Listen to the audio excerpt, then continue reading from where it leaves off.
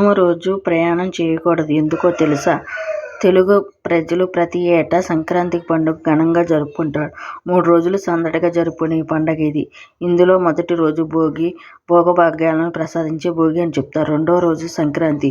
ఈ రోజు పితృదేవతలను పూజిస్తాడు. మూడో రోజు కనుమ, పాడి పశువులను పండుగగా చెప్తారు. ఈ రోజున వ్యవసాయానికి సాయపడిన పశువులకు, రైతులకు కృతజ్ఞత చెప్పే రోజు. రైతులు ఈ రోజు వారు పండించిన పంటలను తామే కాకుండా పక్షులకు పంచుకోవాలని కోసం ధాన్య కంకులు ఇంటి గుమ్మానికి కడతారు. అంతేకాకుండా కనుమ రోజు కాకులు కూడా కదలవనే సామెత కూడా గుర్తుకొస్తుంటాయి.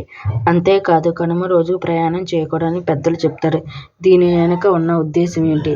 పల్లె పంటలు పండించడంలో పశువులు చాలా బాగా ఉపయోగపడతాయి. అందుకే రైతులు వాటిని కనుమ రోజు పూజించి ప్రేమగా చూసుకుంటారు. కనుమను ముఖ్యంగా పల్లెల్లో వైభవంగా జరుపుకుంటారు. పంటలు సాగు చేయడానికి మూగజీవులు పోషించిన పాత్రను రైతులు ఎప్పటికీ మర్చిపోరు. అందుకే తమ జీవనానికి మూలాధారమైన పశువుల పట్ల కృతజ్ఞత ఉంటారు. అంతేకాదు, కనుమ రోజు వాటికి విశ్రాంతి ఇచ్చి పూజ చేస్తారు. నదీ తీరంతో పాటు చెరువుల వద్దకు పశువులను తీసుకువెళ్లి స్నానం చేయించి పసుపు కుంకాలు దిద్దుతారు.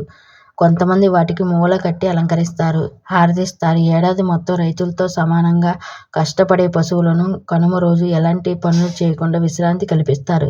సాయంత్రం పూట పండుగ రోజు పొంగలి చేసి నైవేద్యం పెడతారు. వాటి పట్ల ప్రేమను చాటుతారు. ఇలా చేయడం వల్ల వృద్ధి, ధన ధాన్యాలు కలుగుతాయని నమ్ముతారు. కనుమ రోజు ప్రయాణం చేయకూడదని పెద్దలు అంటారు. పెట్టిన ఆచారం వెనుక గొప్ప అంతరార్థం దాగి ఉంది.